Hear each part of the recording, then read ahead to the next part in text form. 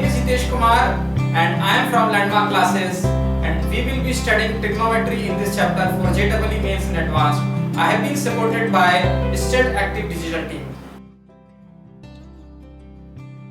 In geometry we have seen that in case of any circle, the length of the arc is directly proportional to the angle subtended by the arc.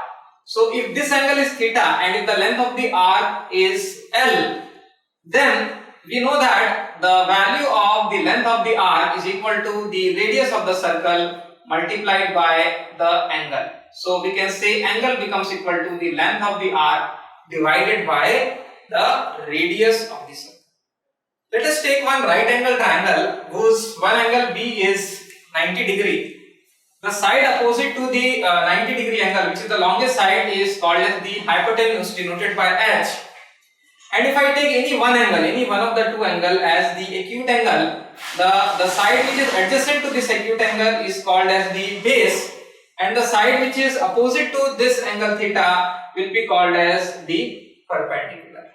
And we are already aware about the basic trigonometric ratios, which is the first one is sine theta, which is equal to the opposite side perpendicular divided by the hypotenuse. We have cos theta, which is equal to base divided by hypotenuse, and we have tan theta, which is nothing but the ratio of sine theta and cos theta equal to p by h divided by b by h, so it becomes perpendicular upon base. We have the reciprocal of sine theta, which is cosec theta, so it becomes hypotenuse divided by the perpendicular, and the reciprocal of cos theta called as the sec theta, which is which becomes hypotenuse divided by base, and the reciprocal of tan theta, which is cot theta, becomes equal to base divided by perpendicular. Now we also know that in any right angle triangle we have the three sides where the hypotenuse is the longest side. The square of the hypotenuse is equal to the sum of the squares of the other two sides. That means h square is equal to p square plus b square. Now if I divide both the sides by say h square, so if I divide this both the sides of the equation by h square, what I get is h square upon h square, which is equal to 1, and perpendicular upon hypotenuse, which is sine theta, so this becomes sine square theta plus square of base upon hypotenuse, so this is cos square theta. So we have sine square theta plus cos square theta equal to 1. Now we know that in a right angle triangle, the square of the hypotenuse is equal to the sum of the squares of the other two sides. Now if I divide this Pythagoras theorem both the sides, if I divide it by h square, so what I have is h square upon h square, p square upon h square plus b square upon h square.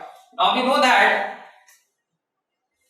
p upon h is equal to sine theta, so this becomes sine square theta, and b upon h is cos theta, so b upon h whole square becomes cos square theta. In the same way, if I, instead of dividing it by say p square, if I divide it by b square, so what will happen? This becomes p square upon b square plus b square upon b square. So this becomes hypotenuse divided by base, which is sec theta, and perpendicular upon base, which is tan theta. So sec square theta becomes equal to tan square theta plus 1. Now if I divide it by say we have divided by h, we have divided by b, if I divide by p, so if I write it as h square upon p square equals to p square divided by p square plus b square upon p square. So what does that give me? H upon p, hypotenuse upon perpendicular, is cosec theta, so cosec square theta becomes equal to 1 plus base upon perpendicular, which is cot theta. So we have cosec square theta is equal to 1 plus cot square theta. Very important identities, you need to remember that. Sine square theta plus cos square theta equal to 1, sec square theta is equal to 1 plus tan square theta, and cosec square theta is equal to 1 plus cot square theta.